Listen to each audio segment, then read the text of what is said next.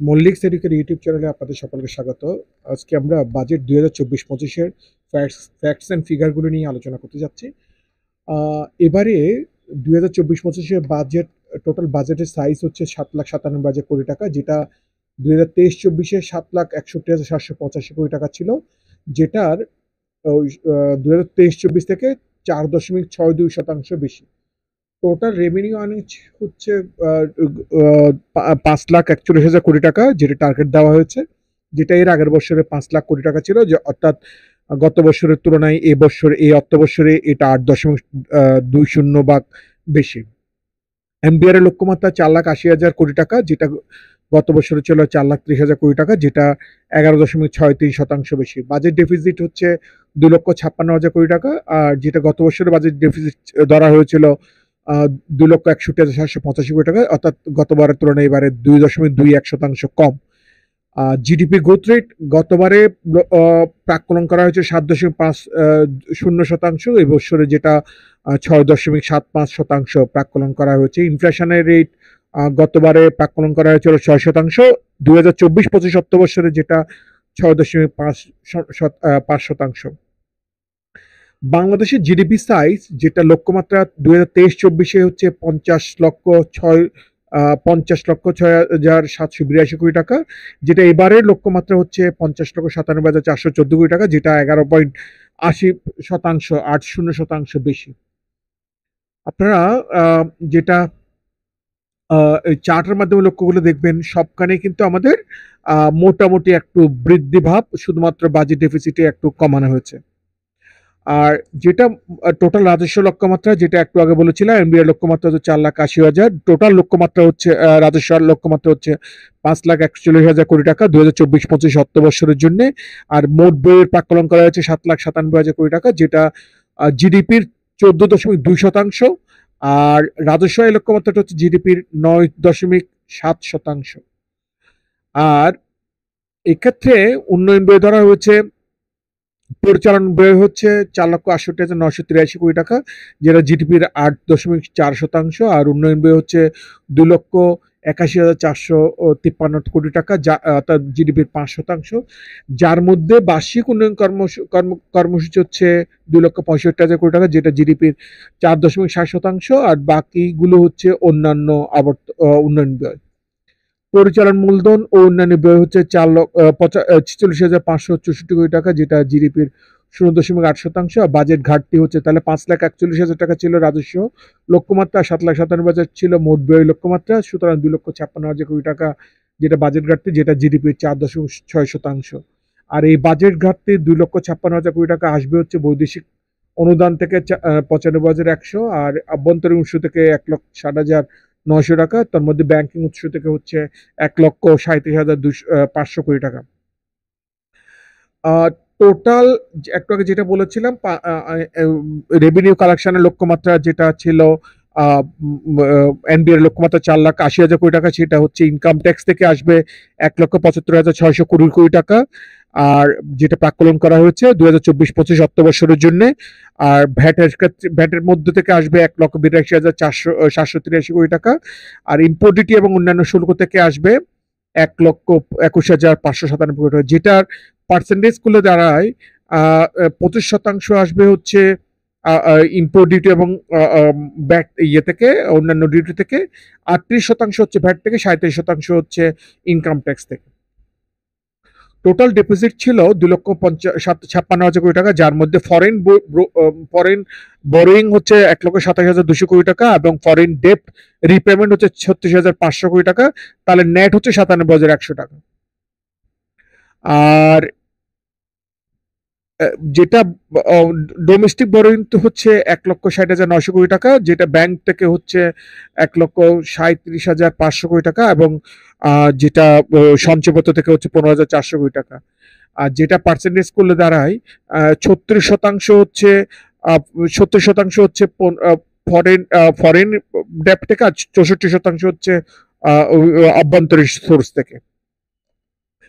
এবারে personal income ট্যাক্সে একটা জিনিস চেঞ্জ আসছে, যেটা হচ্ছে প্রথম 35 আপনার আমরা যেটা গতবারের মতোই ছিল, 3,50,000 টাকার উপর 0%, পরবর্তী 1,00,000 টাকার উপর 5%, গত অর্থ বছরে ছিল পরবর্তী 3 লাখ টাকার উপরে, যেটা এবারে একটু করে চেঞ্জ করছে, পরবর্তী 4 লাখ টাকার উপরে 10%। এর পরবর্তী আগে ছিল এর পরবর্তী 4 লাখ টাকার উপর 15%, এবারে সেটা পরবর্তী 5 লাখ টাকার উপরে 15%। আগে 2023-24 অর্থ বছর ছিল পরবর্তী 5 লাখ টাকার উপরে 20%, যেটা এবারে 5 লাখ টাকার উপর। তাহলে এখানে 3.5, 1, 4, 5, 5, এরপরে 20 লাখ টাকার উপরে 25%, আর আরেকটা স্ল্যাব করা হয়েছে 30%, যেটা হচ্ছে রেস্ট অফ দ্য মানি যেগুলো থাকবে সেগুলো। তাহলে এখানে 20, 25, 30, 34, 35 আর 38.5 লাখ টাকার পরে যেটা থাকবে সেটা হচ্ছে 30%।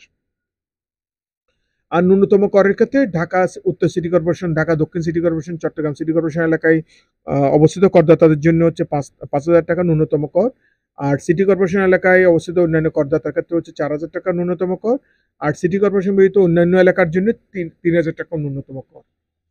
আর যেটা সারচার্জ যেটা ছিল পরিসম্পদের মূল্যবান 4 কোটি টাকা পর্যন্ত 0%, আর 4 কোটি টাকার উপরে কিন্তু 10 কোটি টাকার নিচে অথবা একের অধিক মোটর গাড়ি, আর হচ্ছে 8,000 বর্গফুটের আয়তনের যদি গৃহ সম্পত্তি থাকে তাহলে 10% সারচার্জ।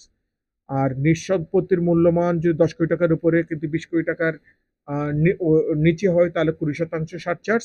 আর পরিসম্পদের মূল্যমান 20 কোটি টাকার উপরে কিন্তু 50 কোটি টাকার নিচে হলে 30% সারচার্জ। আর পরিসম্পদের মূল্যমান 50 কোটি টাকার উপরে হলে 35% সারচার্জ। আর গতবারের মতো যেটা পরিবার সারচার্জ ছিল সেটা এবারে বহাল আছে। 1500 সিসি বা একের অধিক যদি গাড়ি থাকে ব্যক্তির ক্ষেত্রে, সেক্ষেত্রে প্রতিটি গাড়ির জন্য আলাদাভাবে 25,000 টাকা করে পরিবেশ সারচার্জ আলাদাভাবে দিতে হবে। তাহলে 1500 সিসি যদি দুইটা গাড়ি থাকে তাহলে অতিরিক্ত প্রতিটা গাড়ির জন্য 25,000 টাকা করে পরিবেশ সারচার্জ দিতে হবে। যদি 1500 সিসির উপরে বা 2000 সিসির নিচে হয় তাহলে 50,000 টাকা করে পরিবেশ সারচার্জ দিতে হবে। আর 2000 সিসির উপরে কিন্তু 2500 সিসির নিচে তাহলে 75,000 টাকা করে প্রতি গাড়িটার জন্য পরিবেশ সারচার্জ দিতে হবে। 2500 সিসির উপরে কিন্তু 3000 সিসির নিচে তাহলে 1.5 লাখ টাকা করে 1,50,000 টাকা করে প্রতিটি গাড়ির জন্য সারচার্জ দিতে হবে, পরিবেশ সারচার্জ দিতে হবে। 3000 সিসির উপরে 3,500 সিসির নিচে তাহলে 2 লক্ষ টাকা করে প্রতিটা গাড়ির জন্য পরিবেশ সারচার্জ দিতে হবে। আর 3,500 সিসির উপরে হলে প্রতিটা গাড়ির জন্য 3.5 লাখ টাকা করে পরিবেশ সারচার্জ দিতে হবে। কর্পোরেট ট্যাক্স রেটের ক্ষেত্রে একটা পরিবর্তন এসছে। এক্ষেত্রে দেখবেন আপনারা 2023-24 অর্থ বছরে কর হার ছিল যেমন পাবলিকলি ট্রেডেড কোম্পানি যাদের প্রশোধিত মূলধন 10% অধিক যদি হয় তাহলে সেক্ষেত্রে ছিল কর হার 20%, যেটা যদি সত্ত্ব পরিপালন না করে তাহলে 22.5%। এবারে জিনিসটাকে একটু ঘুরিয়ে দিয়েছে, অর্থাৎ কর হার হচ্ছে 22.5%, সত্ত্ব পরিপালন করলে 20%। আগের জিনিসটাই সেম আছে কিন্তু এখানে বেস রেটটাকে বাড়ানো হয়েছে। এটার একটা কারণ আছে, সেই কারণটা হচ্ছে আপনি যদি ধরেন 2023-24 অর্থ বছরে আপনার এই সমস্ত কোম্পানির জন্য বেস হার যদি 20% হয় এবং ওই কোম্পানির কোনো ডিসঅ্যালাউন্সেস অফ এক্সপেন্সেস থাকে, যেমন যদি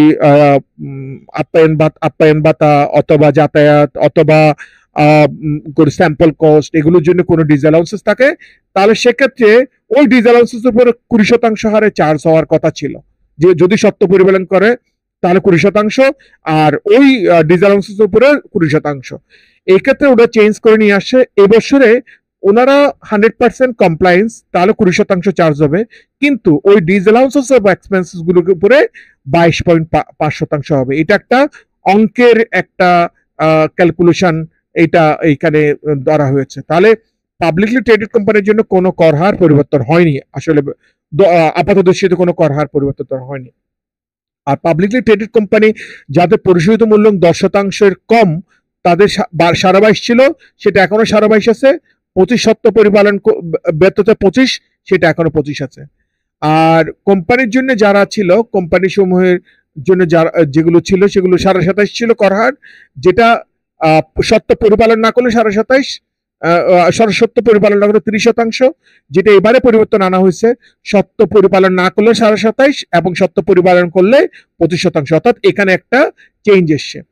একক ব্যক্তি কোম্পানির ক্ষেত্রে একটা চেঞ্জ এসছে, সেটা হচ্ছে আগে ছিল 22.5% সত্ত্ব পরিপালন করলে, এখন সত্ত্ব পরিপালন করলে 20%, সত্ত্ব পরিপালন না করলে 25%, আর সত্ত্ব পরিপালন না করলে সেটা 22.5% বর্তমানে।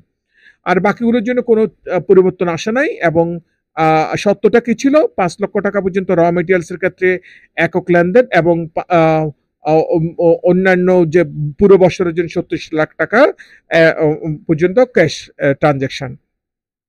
এই ছিল আমাদের আজকের আয়োজন। আশা করি পরবর্তী আয়োজনে আপনার সাথে থাকবেন। আর যদি কোনো জিজ্ঞাসা থাকলে তাহলে মেইলে জানাতে পারেন, ফোনে জানাতে পারেন, কমেন্ট বক্সে জানাতে পারেন। আমি চেষ্টা করবো আপনাদের জিজ্ঞাসাগুলো উত্তর দেওয়ার জন্য। আর এই ভিডিওগুলো দেখার জন্য অশেষ অশেষ ধন্যবাদ।